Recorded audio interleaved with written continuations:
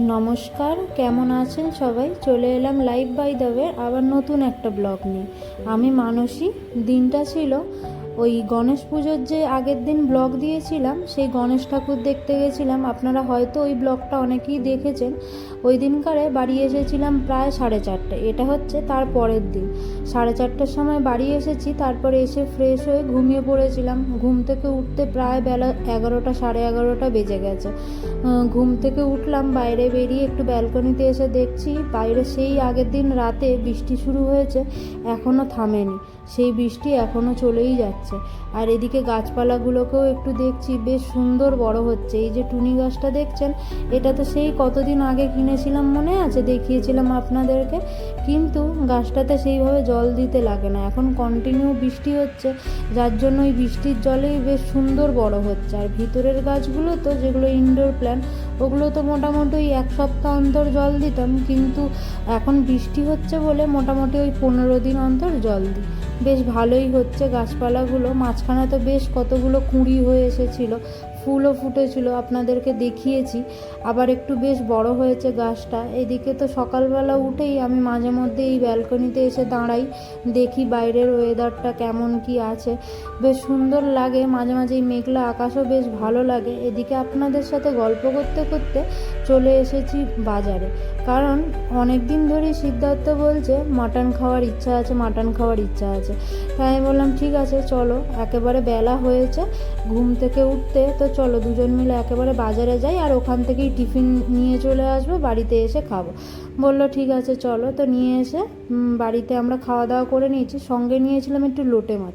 লোটে মাছগুলো বেশ ভালো মোটা মোটা ছিল, যার জন্য নিয়ে এসেছি মাটন আর লোটে মাছ নিয়ে এসেছিলাম। বাড়িতে এসে দুপুরবেলা খাওয়া দাওয়া করে প্রচণ্ড ক্লান্ত ছিলাম, যার জন্য আবার একটু রেস্ট নিয়ে সন্ধেবেলা দেখছি প্রায় বাইরে আমাদের সোসাইটির মধ্যে গণেশ পুজো যেরকম সোসাইটির মধ্যে একটা বড় করে হচ্ছে, সেরকম এখানে তো প্রত্যেকেই প্রায় বেশিরভাগ মানুষই মহারাষ্ট্রিয়ান, যার জন্য গণেশ পুজো এখানে প্রত্যেকের বাড়িতে বাড়িতে হচ্ছে।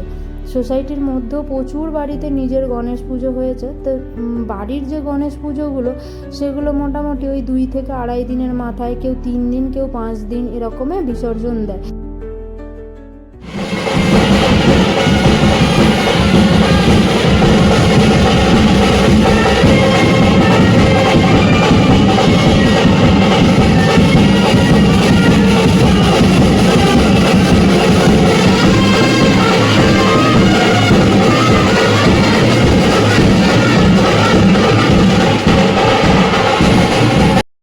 দেখছেন কি ভালো লাগছে না? আমরাও বেশ অনেকক্ষণ ধরে দাঁড়িয়ে দাঁড়িয়ে দেখছিলাম এরকম এই যে বাজনাগুলো, আবার কতজনে কি সুন্দর নাচ করছে। আমাদের সেই কলকাতায় যেরকম কালী পুজো বা দুর্গা পুজোর বিসর্জনে যেরকম হয়, ঠিক সেম এরকমই, কিন্তু এনাদের বাজনাটা একটু অন্যরকম। আমাদের ওখানে যেরকম দুর্গা পুজো কালী পুজোয় যে বিসর্জনের বাজনাটা, ওটা অন্যরকম, আর এনাদেরটা একটু অন্যরকম।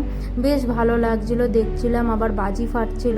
তার সঙ্গে আমরা বেরিয়েছিলাম একটু অন্য কাজে, সেটা হচ্ছে ওই মায়ের শাড়ি দিয়ে এসেছিলাম একটা দোকানে, সেটাই আনতে যাচ্ছি। আপনাদেরকে তো দেখিয়েছিলাম যে দোকান থেকে কিনেছিলাম শাড়িটা, ওই দোকানেই ফ্রিতে ফলস পিকো করে দেবে, তো সেটাই আমরা আনতে যাচ্ছিলাম। তো নিচে নেমে কিছুক্ষণ দেখে তারপর গিয়ে নিয়ে আসি। তারপরে এদিকে অনেকটাই রাতও হয়ে যাচ্ছে, প্রায় 8টা, 8:30টার ওপরে হয়ে গেছে। দিনের বেলা তো মাটনটা করিনি, কিন্তু রাতের বেলা করব। বাড়ি এসে আবার রান্নাও করতে হবে। অ্যাকচুয়ালি সত্যি কথা বলতে প্রায় 3-4 মাস হয়ে গেল এখানে তো এসেছি। বাড়িতে তো সেইভাবে রান্নাবান্না কিছুই করতাম না, কিন্তু এখানে আসার পর দুজনের মতন মোটামুটি রান্না চেষ্টা করি। করতে করতে এখন বেশ ভালোই লাগে রান্নাবান্না করতে, কিন্তু মাটনটা সেইভাবে আমি বাড়িতেও কোনো দিন করিনি। আর এখানে তাই ভয় লাগছিল যে কেমন হবে না হবে, আদৌ ভালো হবে কি না, কারণ বাড়িতে মা রান্না করতো। এইখানে যখন শাশুড়ি মা এসেছিলেন, উনি রান্না করেছেন, তো আমি কোনো দিন রান্না করিনি, তাই জন্য কোনো দিন আনতামও না। ভয় লাগতো যদি আমি রান্না করতে না পারি। তো সিদ্ধার্থ আমাকে বলল যে আমি এনে দিচ্ছি, তুমি করোই না, ভালোই হবে।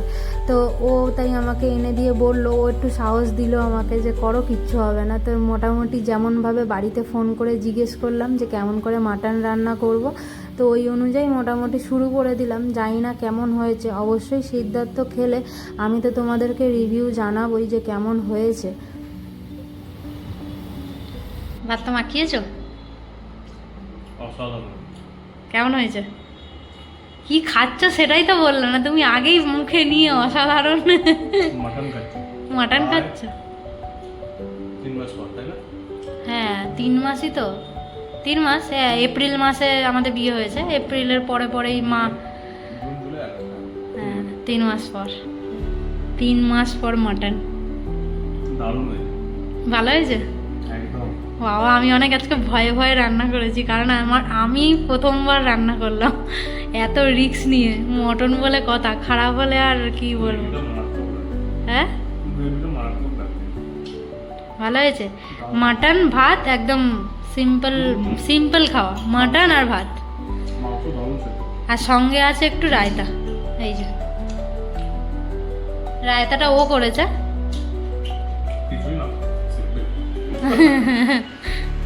রায়তা খেতে আমারও ভালো লাগে। আপনারা শুনলেনই মাংসটা কেমন হয়েছে। আমিও খাওয়া দাওয়া শুরু করে, আপনারা ভিডিওটা দেখতে থাকুন। দেখা হবে নতুন আবার একটা ব্লগে। আজকের জন্য আসি।